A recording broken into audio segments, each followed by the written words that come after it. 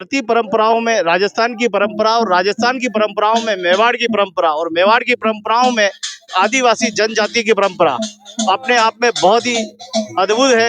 यह परंपरा सदियों से कालांतर से चली आ रही है। यहाँ पर आप देखें कि राजस्थान की मेवाड़ की यह परंपरा आदिवासी समाज द्वारा खेले जाने वाला गौरी नृत्य, जैसे गौरी की मादल की गूंज उठती है और दर्शक देखिए आंखें अपनी रोक नहीं पाते हैं, क्योंकि इस धुन में इतनी लियात्मकता, इतनी मधुरता होती है कि ये खींचे लोग चले आते हैं। लोग इस गौरी को देख के बिना रह ही नहीं सकते। मैं स्वयं भी नहीं रहता, जहाँ भी गौरी का मंचन होता है तो मैं भी स्वयं इस गौरी में आप लोगों तक पहुंचाता हूं, दृश्य को कैचअप करता हूं और किसी न किसी माध्यम से, किसी न किसी प्लेटफॉर्म माध्यम से आप तक ये वीडियो पहुंचती है। भारतीय संस्कृति, भारतीय परंपराओं को आगे बढ़ाने के लिए ही ये पूरा एक प्रयास किया जा रहा है। आदिवासी परंपराओं को जीवित रखने के लिए सरकारें, राज्य सरकारें भी बहुत सारी प्रयास कर रही है। और देखिए यहाँ पर, देखिए हर कोई यहाँ पर वीडियो बनाता आपको दिखाई देगा, क्योंकि ये भारत की भूमि है, भारत का कल्चर, भारत का अपना स्वाभिमान है।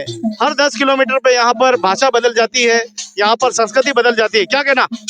बिल्कुल सर, ये हमारी जो ट्रेडिशनल है गौरी, और बिल्कुल अभिमान है सर, और इसी की मेवाड़ की पहचान है सर। पर इस पर और ही इनको थोड़ा बहुत इनको वो लेवल मिलना चाहिए जो इनको वो चीज़ नहीं मिल पाती है। तो उसको आपने जो आप बढ़ावा दे रहे हैं सर, बहुत बहुत धन्यवाद, शुभकामनाएं सर।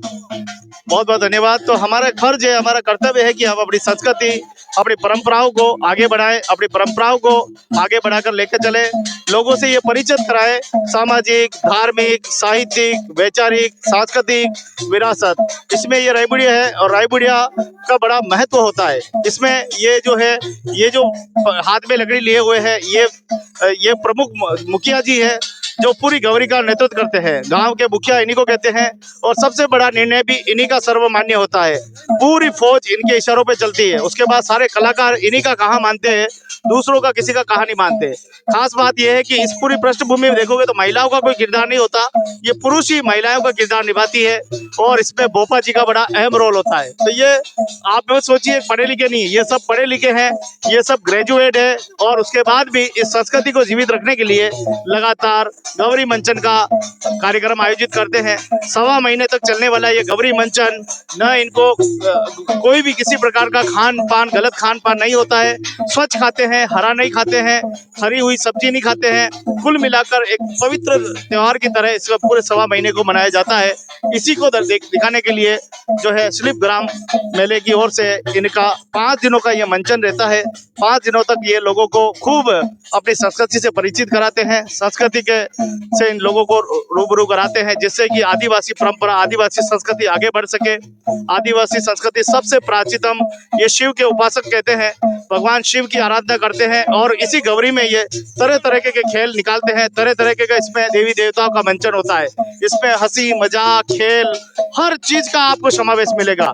यहाँ तक कि जो भी इस गौरी को देखता है अपने कदमों को नहीं रोक पाता, वो स्वयं इस गौरी में नृत्य का हिस्सा बन जाता है और वो स्वयं नृत्य, अभी देखिए हमारे श्रीमान जी आए हैं और वो स्वयं इस गौरी के इस धुन पर नाचने लगे। ये कला है, ये खींचती है अपनी ओर।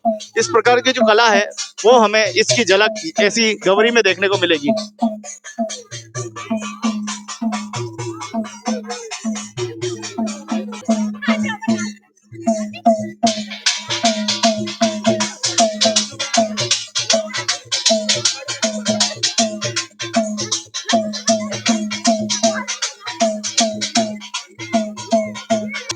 जय माता जिरिसा। ये हमारे आदिवासी जनजाति द्वारा किया जाने वाला लोक नृत्य है, गौरी नृत्य, जो आप देख रहे हो। शिल्प ग्राम 2025 में आपका हार्दिक स्वागत है।